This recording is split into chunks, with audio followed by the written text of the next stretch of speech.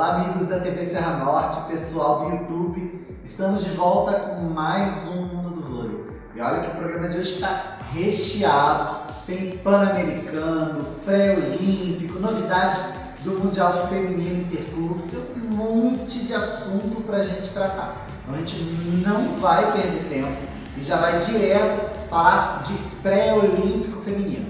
Pois é, a competição que aos olhos de José Roberto Guimarães era a mais importante do ano para as nossas meninas, aconteceu na semana passada. E o Brasil enfrentou Camarões, enfrentou Azerbaijão e também a República Dominicana. A gente começou a abrir o pré-olímpico enfrentando a fraca equipe de Camarões, né? Uma equipe que ainda luta para se desenvolver. Não é a África não é um continente com grande tradição no voleibol, mas são meninas que amam o que fazem, se dedicam e devagarzinho estão crescendo. O Brasil não teve muita dificuldade, fechou em 3 sets a 0, em parciais de 25-14, 25-13 e 25-16. Gabi foi nossa maior pontuadora com 15 pontos. O Brasil realmente não teve dificuldade.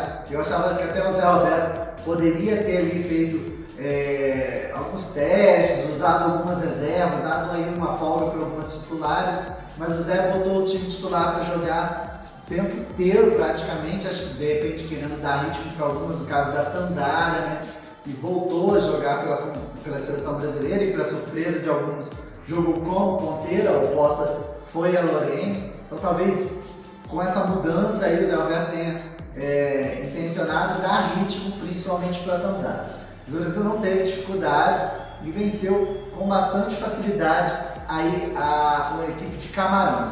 No dia seguinte, todo mundo sabia que o jogo seria um pouquinho mais difícil, né? O Azerbaijão aí tem a Polina Raimova, que vai vir jogar no Brasil na equipe do Bauru esse ano, que é uma grande oposta, muito forte. É um time que tem um bloqueio forte, né? É um time lento ainda, que está crescendo algumas atletas mais jovens, né? O Caprara está começando um trabalho lá, é um técnico excelente. Então, assim, de qualquer forma, se esperava um pouco mais de dificuldade. Mas não foi isso que aconteceu.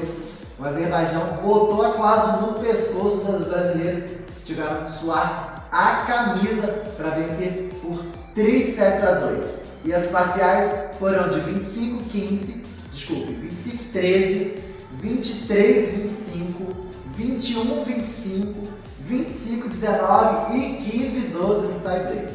Ninguém esperava essa dificuldade toda, o Brasil não jogou bem, não apresentou um grande voleibol e assim, ganhou dando pro gasto. Né? A gente teve aí mais uma vez a Gabi como uma das maiores pontuadoras, junto com a Mara. Né? A Gabi fez 18 e a Mara fez 15 pontos. Mas a maior pontuadora da partida mesmo foi a Polina Raimova, que fez 26 pontos.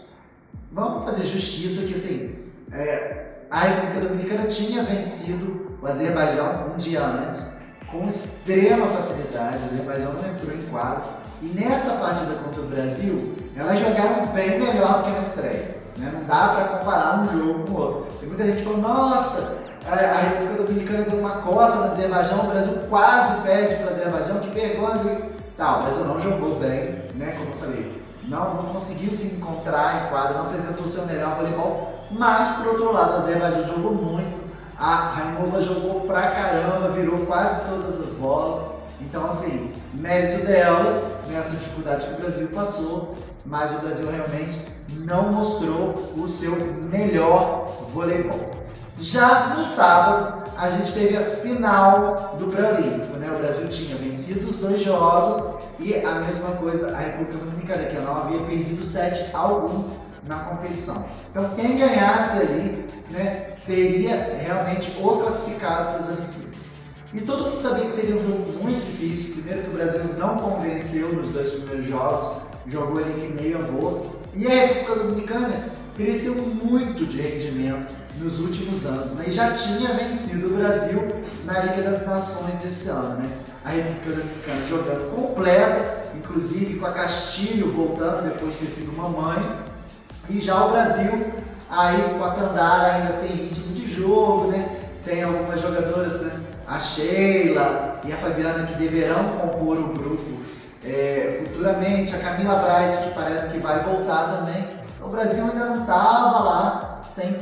Então, todo mundo sabia que o jogo poderia ser difícil. E foi, galera. Até que o Brasil começou muito bem, se impôs nos dois primeiros sets, fazendo a melhor partida do pré-olímpico, abriu 2-0 e aí houve uma mudança no time da República Dominicana, né? O Marquinhos Vivietti, que é brasileiro, que está há muitos e muitos anos na República Dominicana fazendo um trabalho muito bacana desde a base, levou vários técnicos brasileiros lá, estão cuidando desde a base, mudou a equipe, tirou o Brian Martins da saída, botou como ponteira, né? Tirou a Ribeira, que estava como ponteira e estava dando prejuízo na recepção, e botou a oposta canhota, né? Isso aí mexeu aí com a estrutura de jogo do time e o time reagiu, né? Entrou também uma outra central, né? Saiu a Martins, a irmã da Brian, saiu a central Martins, né? E o time mudou de cara, o time reagiu na partida, começou a acreditar, o Brasil se encolheu e aí a gente teve que lutar lá no tie-break, né? As dominicanas empataram o jogo e o Brasil teve que ir com tudo pro tie-break para reverter uma situação e botou todos os brasileiros com os nervos à flor da pele. No final, deu o Brasil 3-2, parciais de 25-22, 25-19, 23-25, 18-25 e 15-10 no tie-break. A oposta Lorene foi a maior pontuadora brasileira, com 22 pontos marcados. Do lado da República Dominicana, Brian Martins e Betânia de la Cruz marcaram 20 e 15 pontos, respectivamente. Foi uma final emocionante, eu confesso que assisti o jogo e eu no final já estava rouco de tanto gritar, né, torcendo muito pelas meninas do Brasil. Foi a melhor apresentação do Brasil, mas ainda com altos e baixos. A República Dominicana sentiu no início do jogo a pressão da torcida brasileira, né, que foi muito forte. O torcedor brasileiro jogou ali junto com a seleção se impondo. E aí, quando chegou no terceiro set, o Marquinhos mudou a equipe, como eu falei, e as brasileiras sentiram essa mudança. A República Dominicana cresceu muito, o Brasil recuou e aí o jogo mudou de cara. E aí o tie-break foi coração e o Brasil conseguiu se impor e vencer. O que a gente tira do pré-olímpico? Estamos classificados, o Brasil vai jogar a Olimpíada, mas tem muito trabalho pela frente. O Brasil fez uma boa Liga das Nações, fomos vice-campeões. Eu acho que foi uma campanha muito bacana diante das lesões que a gente teve, diante dos pedidos de dispensa, mas esse pré-olímpico não foi muito convincente. O Brasil precisa ganhar regularidade, precisa colocar a galera toda em forma, a Tandara vai crescer muito ainda, né? Tá sem ritmo de jogo, tá pesada, né? Ela precisa estar em forma. A gente ainda tem aí a Fabizona, a Sheila, que é uma incógnita, a gente já falou em outros programas, a gente sabe a condição técnica dela é espetacular, mas ela está 3 anos parada, né? Como que ela vai voltar? Né? A gente tem que ter um cuidado. E mais recentemente, a Camila Bright se mostrou disposta realmente a voltar para a seleção brasileira. Né? Vai ter uma briga ali muito interessante com a Leia. Eu acredito que Natinha e Suelen sobrem e fique a briga entre as duas, mas o Brasil vai ganhar. E essa semana, a Fegaray se reapresentou para a clube, se dizendo quase 100% recuperada já de sua lesão. É outra que deve voltar só para o ano que vem. Então o Brasil pode ter força máxima no ano que vem, caso ninguém se lesione. E aí voltam quase todas as meninas que jogaram na última Olimpíada, né? Aí o pessoal briga, mas cadê a renovação? Gente, já falei isso em programas atrás, a renovação é importante, o Zé está fazendo isso inclusive no PAN, que aí sim, a gente vai falar daqui a pouco, a República Dominicana é franca favorita, porque está aí com o mesmo time completíssimo, jogou pré-olímpico, o Brasil já está levando uma meninada nova e tem sido trabalhada, mas a Olimpíada, gente, todo mundo quer ganhar, então a gente tem que entender melhor. Então assim, a gente tem aí um ano, digamos assim, para se preparar, né? Eu acho que o Brasil vem forte para a Olimpíada, a última participação do Zé comunicou essa semana no programa Bem Amigos da Sport TV, né? Que após Tóquio larga a seleção brasileira, né? Então a gente vai ter um novo ciclo olímpico, um novo treinador, e aí já está rolando muita especulação. O Zé já afirmou que ele gostaria muito que fosse o Paulinho Coco, tem muito tempo auxiliar técnico dele, e é um cara que saca muito de voleibol e realmente saca, né? Treinador do Praia Clube, faz um trabalho maravilhoso lá, mas ainda é muito cedo para te dizer quem vai suceder o Zé. O certo é que o Zé está com fome de título. Ele está encerrando um ciclo aí de mais de 15 anos na seleção brasileira, então ele quer terminar a chave de ouro. Assim como ele disse numa entrevista essa semana, que ele sabe que está indo para o fã, que vai ter muitas dificuldades, está indo para a galerinha nova, mas ele quer curtir cada minuto, que é o último fã dele. Com certeza na Olimpíada ele vai lutar pela medalha de ouro. A gente tem seleções muito fortes, caso da Itália, caso da Sérvia, da China, né? Equipes fortes como a Turquia, outras que estão crescendo, como a Polônia, mas o Brasil está no bolo, e se tiver realmente todo mundo em forma, como nem no pré-olímpico a gente teve, né? A gente viu nesse jogo aí contra a República Dominicana, que a Natália entrou meio que no sacrifício. Eu achei que era uma loucura ela entrar como titular no tie-break, mas foi uma aposta que graças a Deus deu certo. Então assim, em poucas vezes nesse ciclo olímpico, a gente teve Natália, Tandara e a Gabizinha, as três em condições físicas, jogando como titulares. Isso além de falar da Garay. Não teve essa configuração, teoricamente a mais forte no Brasil, né? Então assim, dependendo de como for a preparação física dessas meninas até o ano que vem, a gente vem forte para a Olimpíada, e nós aqui do Mundo Vôlei estamos torcendo para que o Brasil traga mais uma medalha, quiçá a de ouro no ano que vem. Bom, depois desse apanhado aí do pré-olímpico e das projeções futuras para a Olimpíada, a gente vai falar aqui, né, das outras seleções que já confirmaram presença em Tóquio também. Então, 7 seleções já confirmaram. Além do Brasil, Japão, China, Rússia, Sérvia e Itália. Né? Foi muito interessante que nos pré-olímpicos, que aconteceram todos esses final de semana, por muito pouco, uma mega zebra não acontece. A gente teve ali a Rússia disputando com a Coreia do Sul do Lavarini. O Lavarini fez um trabalho incrível no Minas e agora assumiu a Coreia do Sul, teve pouco tempo para trabalhar aí. E a final, né, assim como foi o Brasil, a final desse pré-olímpico foi Rússia e Coreia. Além do pouco tempo de trabalho, né, a Coreia não é um grande bicho-papão internacional, o Lavarini teve um problema que perdeu as duas levantadoras do pré-olímpico. Assim, uma teve problemas pessoais, a outra teve problema de saúde, teve que ser operada às pressas, e ele ficou sem as duas levantadoras.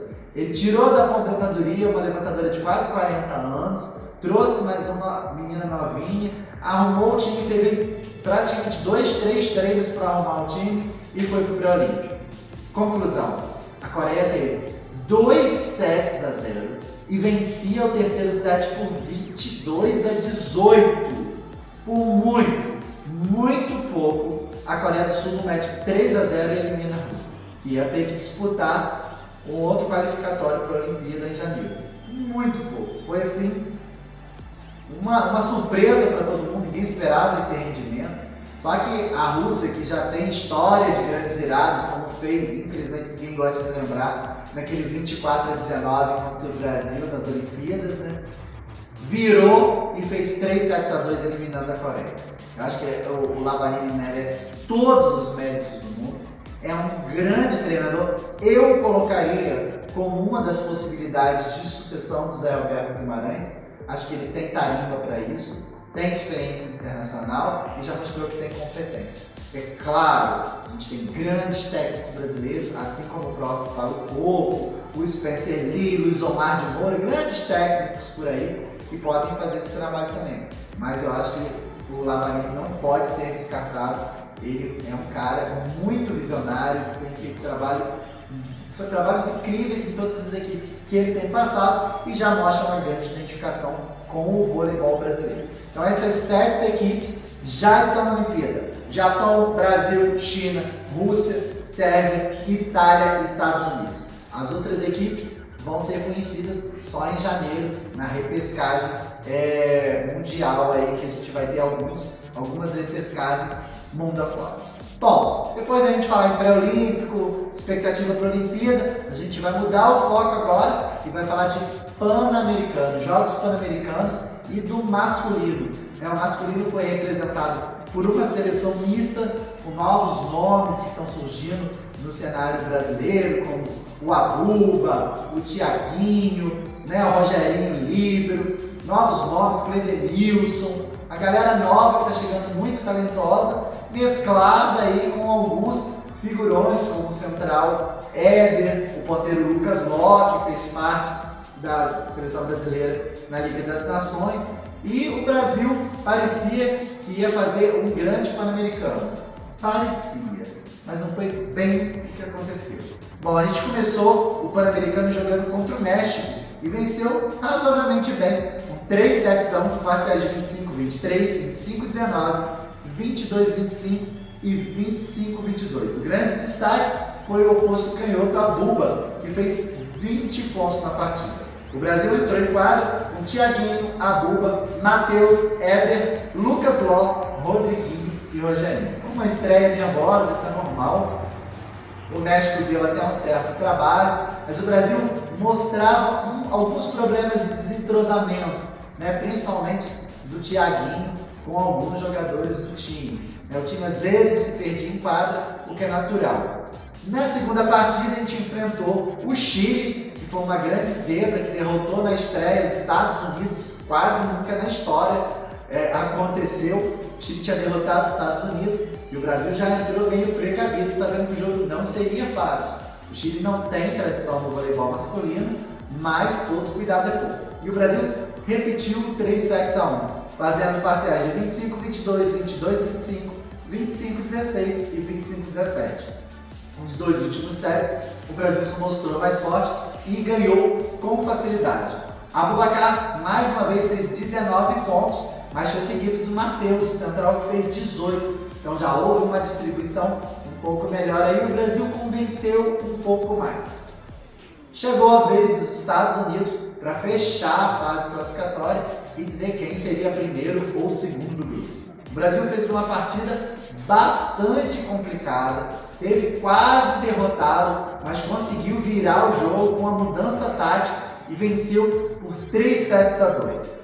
23-25, 21-25, 25-17, 25-19 e 15-9 também. A gente está perdendo de 2-0. Os Estados Unidos jogou a melhor partida deles no torneio, jogou muito bem, eu assisti a partida. Mas o Brasil conseguiu se recuperar até emocionalmente, porque os Estados Unidos botou um calor enorme em cima dos meninos do Brasil e virou a partida. Lucas Locke fez uma grande partida, marcando 19 pontos e sendo o maior pontuador do Brasil. Foi a melhor partida do Locke nessa primeira fase, e mostrou que ele poderia realmente se entender com o Thiago. E aí a gente partiu primeiro para a semifinal, onde a gente pegaria a equipe de Cuba, que joga com garotos aí, a gente sabe do problema cubano, onde os principais nomes de Cuba desertaram da seleção, estão jogando mundo afora, em campeonatos de clubes, foram buscar uma vida melhor, uma melhor situação financeira, diante de todo o problema social que Cuba vive, Então a seleção vive de garotos. E o Brasil entrou como grande favorito. Só que depois que a bola subiu, as coisas mudaram. Cuba não deu a menor chance. Um poderio de ataque incrível, muita força no saque. E do outro lado, o Brasil apático, perdido e meio que sem saber como sair dessas situações. 3-0 para os cubanos, com parciais de 16-25, 22-25 e 25-21. Bom, o maior jogador da partida do lado do Brasil foi Cadu, que entrou no lugar de Rodriguinho e mostrou que o Brasil tinha, mas arrendeu. O Cadu fez 12 pontos na partida, foi o melhor jogador do Brasil, que veio do banco. Do lado de Cuba, o ponteiro Mergarreiro fez 17 pontos e foi o maior pontuador da partida. O Brasil não jogou bem, foi a pior partida do Brasil nesse torneio e tirou a nossa chance de estar mais uma vez na final. Depois disso a gente foi para a decisão no terceiro lugar e novamente enfrentamos o Chile. O Brasil, que muita gente temia que não assimilasse bem a derrota, até que jogou bem e talvez tenha feito a melhor partida nesse campeonato contra os chilenos, fazendo com facilidade 3-0, 25-12, 25-19 e 25-21. Mais uma vez um Cadu brilhando em quadra e marcando 18 pontos pelo Brasil. Na grande final, Los Hermanos, Argentina e Cuba. E aí, quem esperava que Cuba fosse vingar da fase classificatória, né? Na fase classificatória a Argentina tinha vencido os cubanos, se enganou redondamente. Aquele jogo incrível, de muita força física, que se viu contra o Brasil na semifinal, não se repetiu na final. Os argentinos, com extrema habilidade, dominaram os cubanos e venceram por 3-0 por parciais, de 25-20, 25-17 e 25-29. O que a gente pode falar desse Pan-Americano de uma maneira geral? O Brasil foi com uma equipe muito interessante, acho que ela foi muito bem formada, com novos valores, mesclada aí com jogadores mais tarimbados, treinaram 60 dias juntos, que não é muito, mas é o suficiente para você ganhar algum entrosamento. Porém, alguns problemas de planejamento atrapalharam a sequência do Brasil.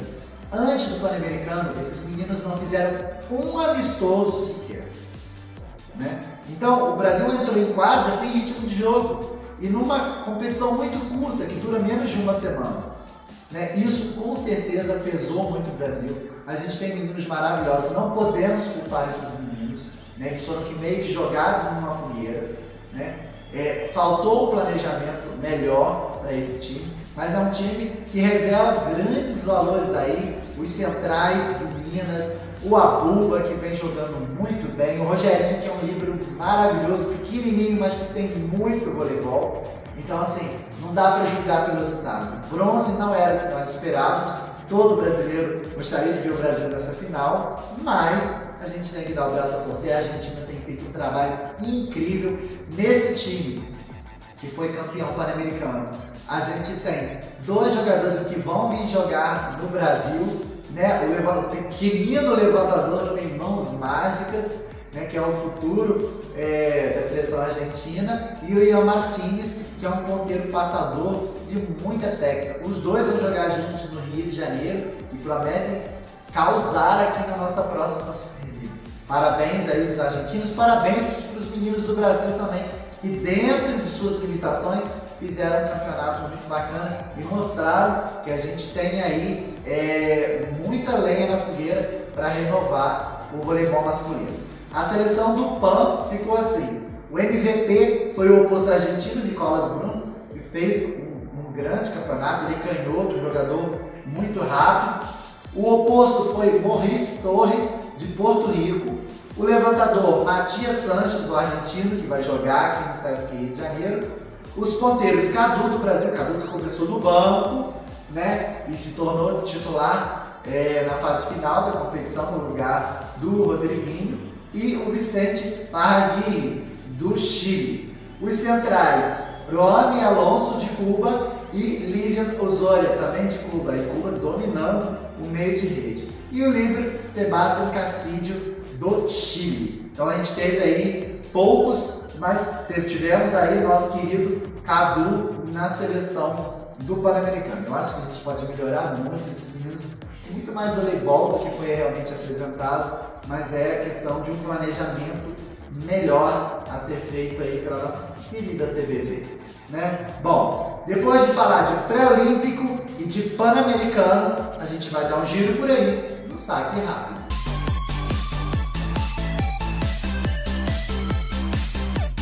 Bom, a gente começa o saque rápido de hoje falando da seleção masculina principal. Se os meninos da seleção B foram bronze nos Jogos Pan-Americanos, os meninos da A foram jogar um torneio amistoso lá fora, em Katowice, na Polônia, preparatório para o pré-olímpico, e foram campeões. O Brasil, que jogou com Leal entre seus ponteiros, né, titulares, e teve Leal como MVP da competição, acabou vencendo a competição ao derrotar as equipes da Finlândia por 3-0, 25-15, 25-12, 25-16. A Finlândia não tem grandes tradições no voleibol e o Brasil ganhou facilidade.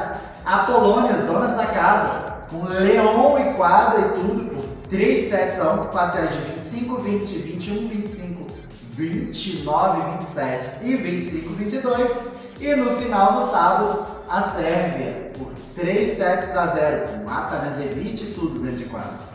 25, 22, 25, 20 e 25, 14. O Brasil foi muito bem, como eu falei, o Leal foi considerado o MVP, né? O Brasil teve também o Wallace premiado como melhor oposto e o Maurício Borges como melhor recepção, né? Fazendo parte aí da seleção do Memorial Wagner, né? Foi esse torneio que aconteceu lá em Katowice, na Polônia.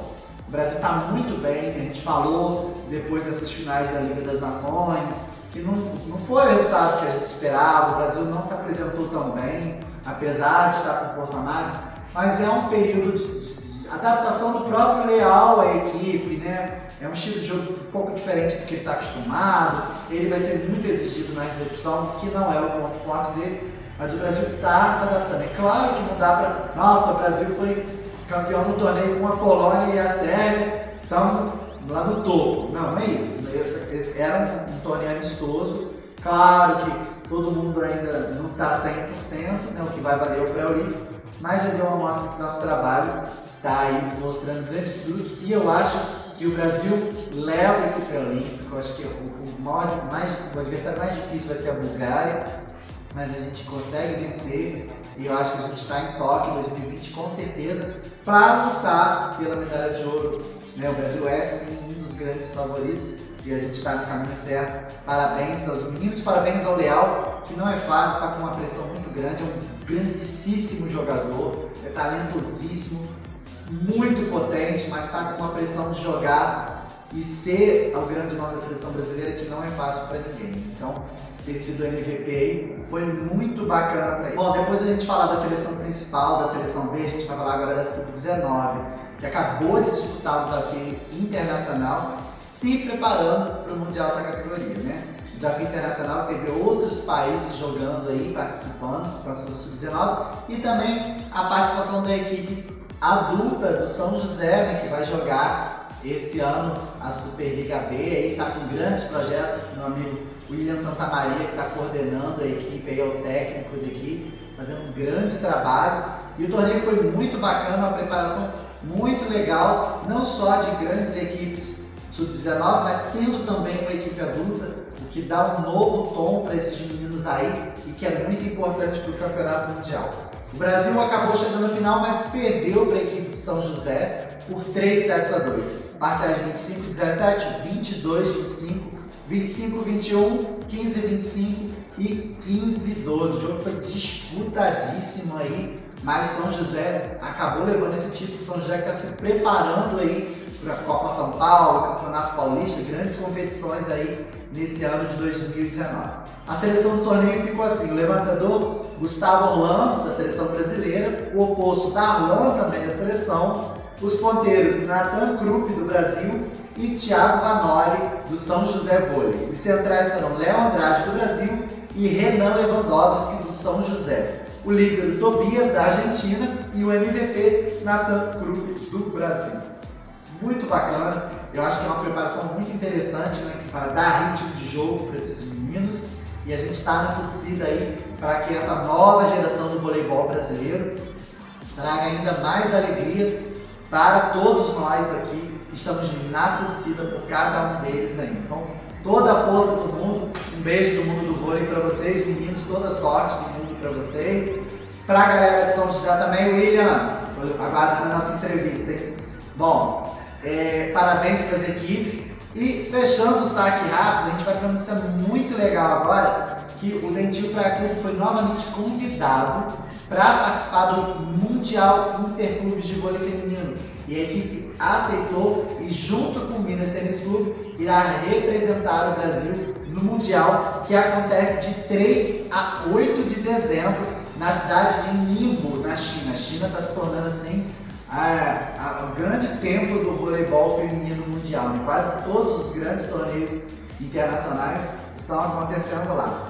Então, além do Minas e do Praia, já estão confirmados o italiano Novara, que é campeão europeu, o Bohai Bank de Tianjin, que é um time chinês, né, campeão asiático, e o Zhejiang, que é sediante da competição. O Conegliano, que é campeão italiano, pode participar também para o convite. Segundo a mídia italiana, os demais times candidatos ao convite são os turcos Vakifbank e Exacibase, né? Mas outras equipes correm por fora. No caso do Le Canet, né, francês Le Canet, junto aí com o goleiro Zurique, né, que formaram uma equipe só, e o Fenerbahçe também da Turquia. Então a gente torce muito para que as equipes mineiras, equipes brasileiras, façam um grande mundial, como já fizeram no ano passado, né? O Minas foi vice-campeão mundial, o Praia ficou em quarto lugar, foram grandes campanhas. O Praia vinha ainda mais forte essa temporada, né? Contratou a Brian Martins da República Dominicana, renovou com a oposta norte-americana, né? O time está muito forte, trouxe de volta aí a Valeuska, né? O time está muito bem mesmo e deve jogar aí entre os grandes de igual para igual. O Minas ainda é uma incógnita, né? Tem uma mudança de comissão técnica, mudança de ponteiras, então assim, vamos ver como é que vai render o Minas, né? Que ainda trouxe de quebra Sheila e Thaísa pro seu plantel. Mas a gente está na torcida e vamos ver se o Brasil, quem sabe, traz mais um ouro. É muito difícil, o investimento lá fora é muito grande, as equipes são verdadeiras seleções mundiais, mas a gente, como bom brasileiro, não vai deixar de torcer. Bom, depois de dar essa rodadinha aí pelo voleibol mundial, a gente vai responder as suas perguntas no Conexão MDB.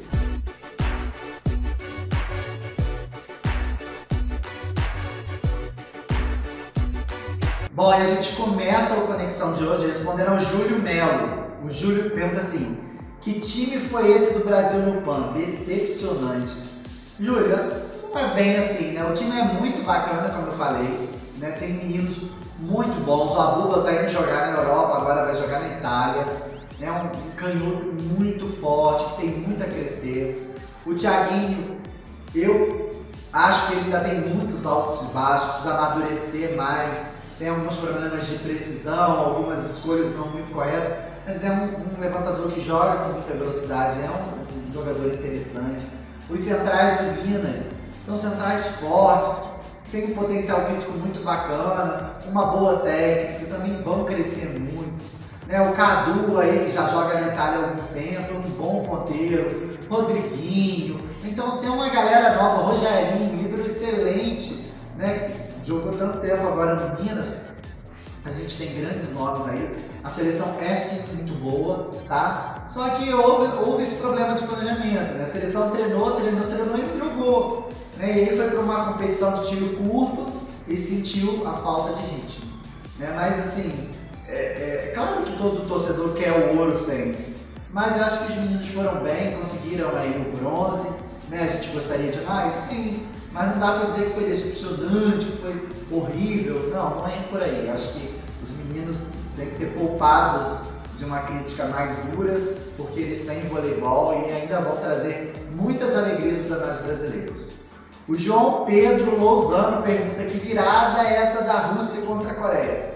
Olha, João, foi espetacular. Eu não assisti a partida, mas eu li a respeito, conversei com algumas pessoas e assim, a Coreia jogou o impossível, a Rússia jogou um pouco abaixo no início do jogo, mas a Coreia teve o jogo na mão, né? 2-7-0, 22-18 no terceiro set. Eram 3 pontos para estar em Tóquio, né? Eu imagino que foi um golpe muito duro para as coreanas, para o próprio Lavarini, né? Porque teve ali a classificação na mão e a Rússia, mais uma vez, está virando um fantasma mundial, né?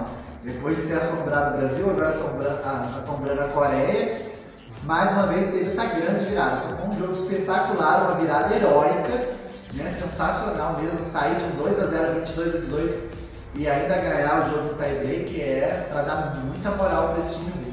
Que não é isso tudo, né? A Rússia não é mais a Rússia de antigamente, tem grandes valores, tem a Goncharova ainda, mas eu acho que a Coreia, há um pouco mais de tempo até janeiro, consegue essa classificação. O Lavarini é um técnico espetacular e eu acho que elas vão conseguir essa classificação, mas concordo com você, foi uma virada espetacular das Russas. A gente fecha a conexão de hoje com a pergunta do Roberto Moraes. O Roberto falou assim: tenho 1,86 m, posso ser atleta profissional de vôlei?